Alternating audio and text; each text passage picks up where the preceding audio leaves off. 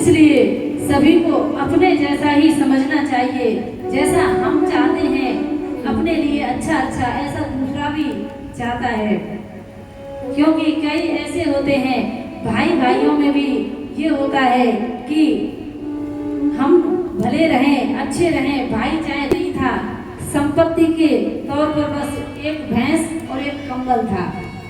अब तो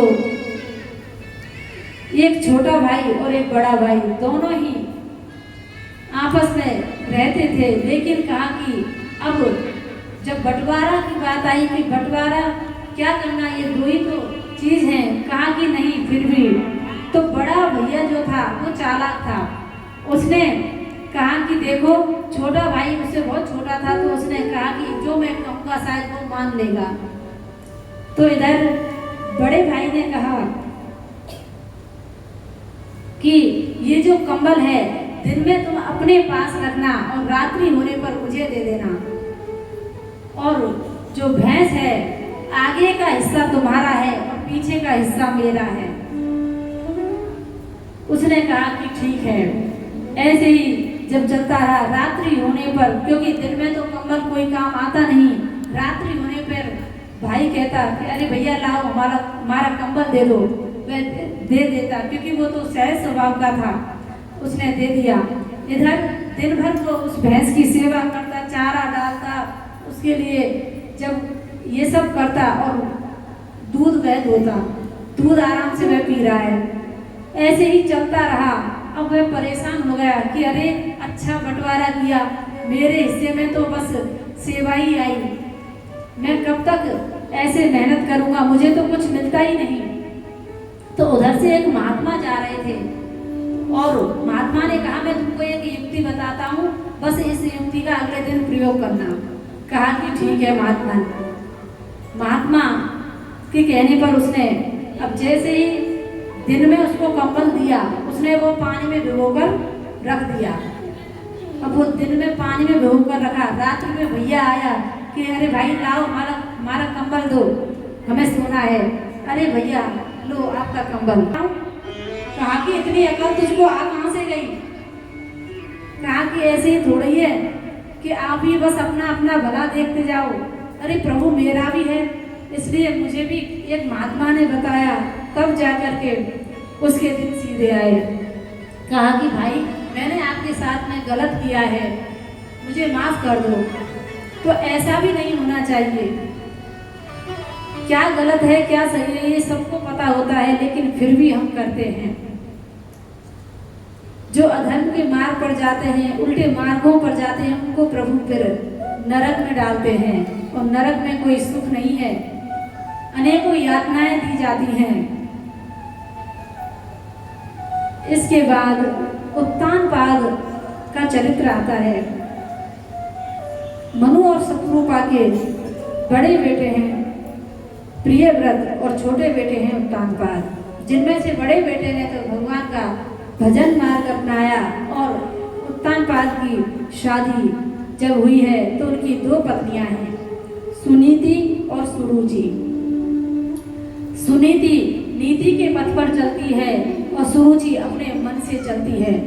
हम भी ऐसा ही करते हैं, क्योंकि जहाँ नीति की बात आती है हम पीछे हट जाते हैं, जहाँ थोड़ा सा नियम हुआ हम उससे पीछे छूटते हैं, और अपने मन के अनुसार जो जीता है वह इंसान नहीं होता। जो नीति के मार्ग पर चलता है वह इंसान होता है। अब देखिए उत्तानपाद ने नीति को छोड़ दिया, अर्थात सुनीति को छोड़ दिया और सुरुचि को अपना लिया। तो सुनीति आज जंगलों में निवास कर रही है और इधर सुरुचि महलों में रह रही है। समय आने पर दोनों के पुत्र हुआ है, और जब पुत्र हुए तो एक दिन उस नगरी को खूब सजाया गया। जब सजाया गया तो ध्रुव जी ने पूछा है कि माँ ये क्या हो रहा है, आज नगरी को इस तरह क्यों सजाया गया है? कहा कि आज यहाँ के जो राजा हैं उनके पुत्र का जन्मदिन है।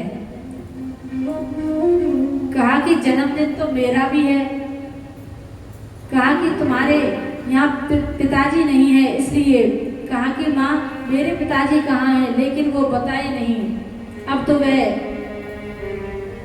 बार बार बच्चा जब पूछने लगा तो माँ ने कहा कि तुम्हारे ये जो राजा हैं यही पिताजी हैं। अब तो बच्चे से रहा नहीं गया, वह दौड़ करके राजमहल में जाता है और जैसे ही राजमहल में गया, क्योंकि सैनिकों को पता था कि ये राजपुत्र है, तो वह रोका नहीं और राज सिंहासन पर जैसे ही जाने लगा तो सुरुचि ने पैर की ऐसी ठोकर मारी कि वह दूर जाकर के गिरा और रोता हुआ बच्चा बिलख रहा है, लेकिन उसको दया नहीं आई। उसने कहा कि पिताजी मुझे आपकी गोद में बैठना है, मैं भी तो आपका पुत्र हूँ। जब कहा तो सुरुचि बोलती है कि अरे तुम इनकी गोदी में नहीं बैठ सकते, क्योंकि तुम मेरे पुत्र नहीं हो।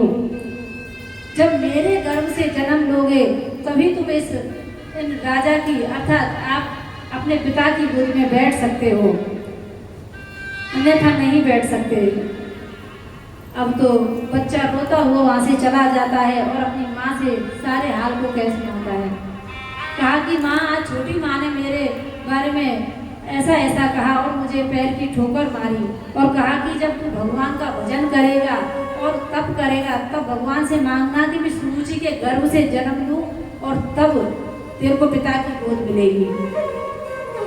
तो माँ ने कहा कि देखो, माँ ने ठीक ही तो कहा, अरे भगवान का भजन करने से पिता की गोद क्या, परम पिता की गोद मिल जाएगी, इसलिए तुम भगवान का भजन करो। आज की माता होती तो युद्ध करने के लिए तैयार हो जाती। उन्होंने समझा दिया कि छोटी माँ ने सही कहा है, भगवान का भजन करो, क्योंकि आप जो करोगे वो संस्कार अपने आपके बच्चों में अवश्य आएंगे।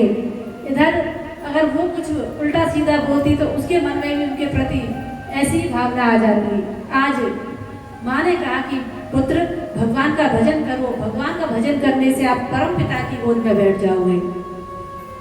ध्रुव जी रात्रि में अपनी माँ को प्रणाम करके राजमहल से निकल जाते हैं और निकल करके जंगल में चले जाते हैं। जब जंगल में जा रहे थे तो नारद जी वहाँ मिल जाते हैं। नारद जी ने विचार किया कि ये जा कहाँ रहा है। पूछा कि पुत्र तुम कहाँ जा रहे हो। कहा कि आप कौन हो। कि मैं देवऋषि नारद हूँ।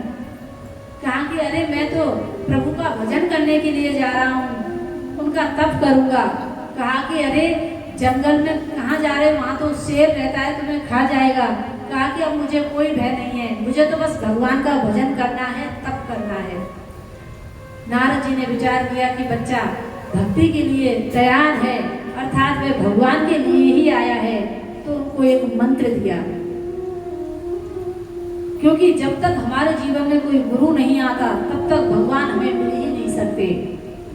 तो गुरुदेव नारद जी ने उनको मंत्र दिया है, 12 अक्षर मंत्र दे करके ओम नमो भगवते वासुदेवाय, इस मंत्र को दिया। और इस मंत्र का जाप करने के लिए वह एक वट वृक्ष के नीचे बैठ जाते हैं।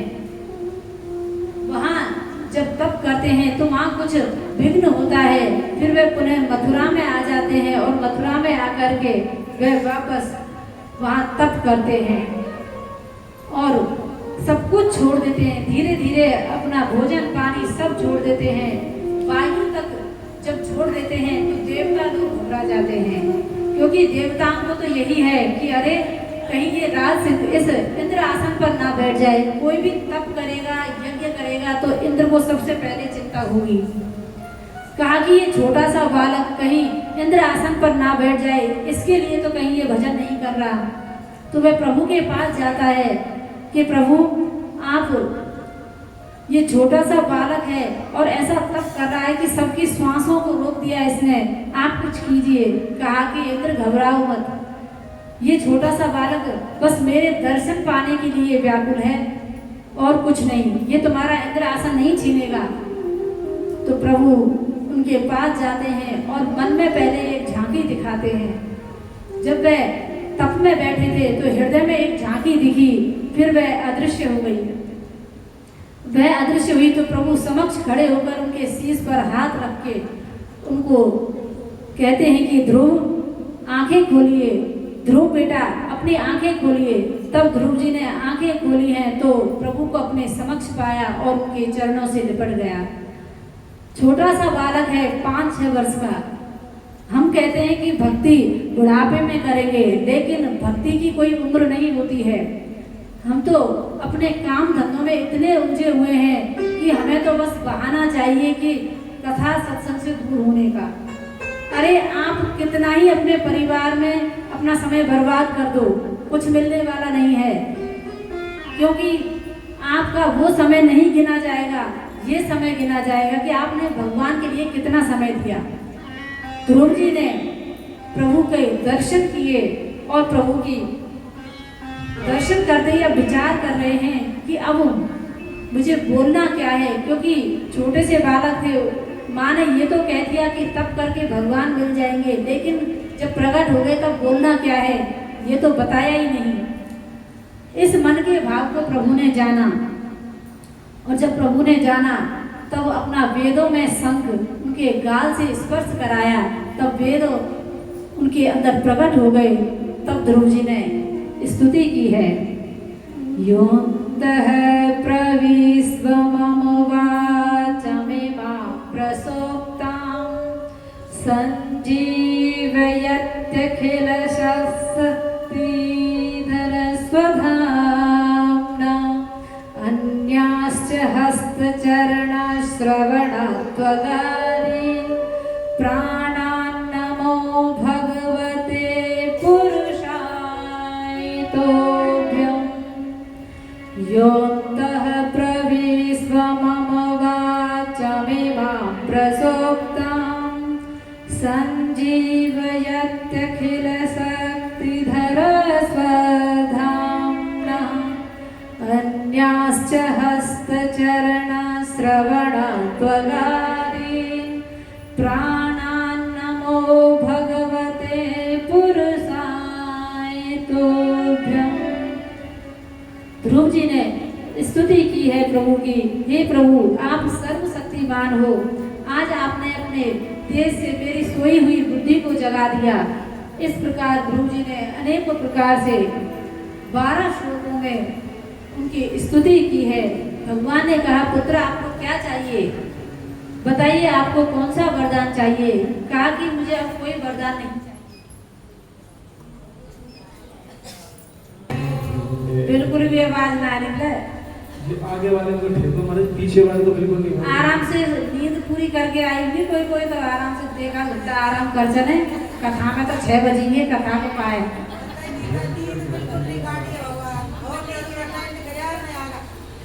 कारक हो तो नींद में जन्म जन्म से सोई तो रहे, जग जा। आपकी नहीं कह रहे, बड़ों की कह रहे हैं। अब जो भाई सो के आया है, आराम करके आया है, वो अपनी अपनी जान जाएगा कि हम ऐसा करके आए, तो कहने की जरूरत ही नहीं है। बोल वृंदावन बिहारी। तो ध्रुव जी ने प्रभु की भक्ति करके प्रभु के दर्शन कर लिए 5 वर्ष की अवस्था में, और हम वृद्ध हो जाते हैं, मर जाते हैं, जन्म जन्मांतर से बस इसी चक्कर में पड़े हैं, पर प्रभु की एक झलक तक हमको नहीं दिखी। इसलिए प्रभु का भैया लाइट आ जाएगी तब चलेगा ये।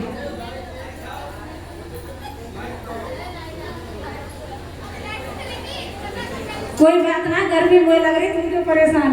बोल वृंदावन बिहारी। तो इस प्रकार ध्रुव जी ने भक्ति की और प्रभु के दर्शन किए। प्रभु ने कहा कि देखो मेरा दर्शन अमोघ होता है, आपको कुछ ना कुछ तो मांगना पड़ेगा। तब भक्ति देवी ने तब भक्ति करके जब कहा है, तो प्रभु ने कहा कि ऐसा करो, अपने राज्य में जाओ और 36,000 वर्षों तक आप अपना राज्य संभालना और फिर मेरे धाम को आ जाना। इस प्रकार ध्रुव जी वापस राज्य में जाते हैं और 36,000 वर्षों तक अपने उस राज्य में राज्य करते हैं।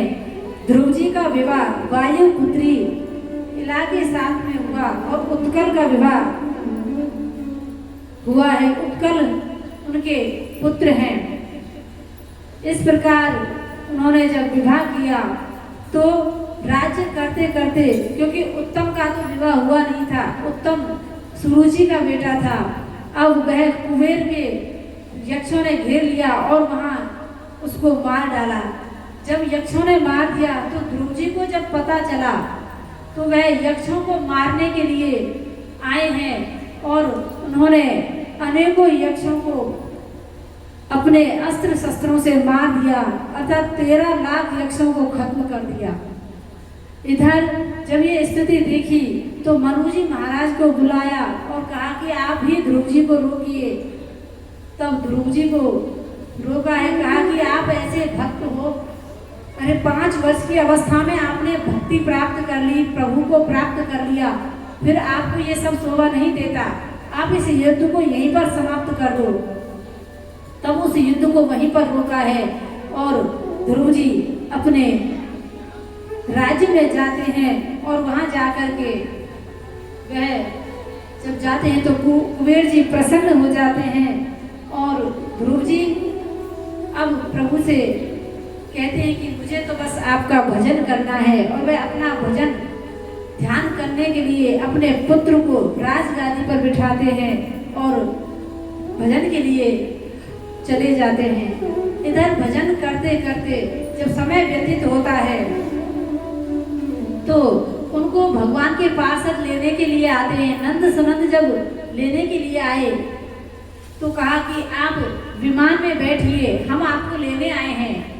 कहा कि अरे मैं अकेला नहीं जाऊंगा, आप पहले मेरी माँ को विमान में बिठाइए। तब उन्होंने कहा कि आप व्यर्थ की चिंता करते हो, अरे आप जैसे भक्त की माँ को हम पहले ही विमान में बिठा चुके हैं, देखिए वह आगे जा रहा है। तब ध्रुव जी मृत्यु के सिर पर पैर रखकर उस विमान में बैठे हैं और उस विमान में बैठ करके ध्रुव जी प्रभु के धाम को जाते हैं। इस प्रकार ध्रुव जी ने प्रभु को दर्शन पाकर के अपने जीवन को धन्य करते हैं। अब राजा परीक्षित जी श्री सुखदेव जी से कहते हैं कि आप हमें आगे की कथा को श्रवण कराइए। तब कहा कि इन्हीं के वंश में अंग नाम का एक राजा हुआ, जिसका वैन नाम का एक पुत्र था, जो बड़ा ही दुराचारी। अंग बड़े धर्मात्मा राजा थे और धर्म के कार्य करते थे, लेकिन जो वैन था वह दुराचारी था, महात्माओं का अपमान करता था, उल्टे कार्य करता था, सभी संतों को अपमानित करता था। तो संतों को एक दिन क्रोध आया और एक ही हुंकार से उसको भस्मीभूत कर दिया।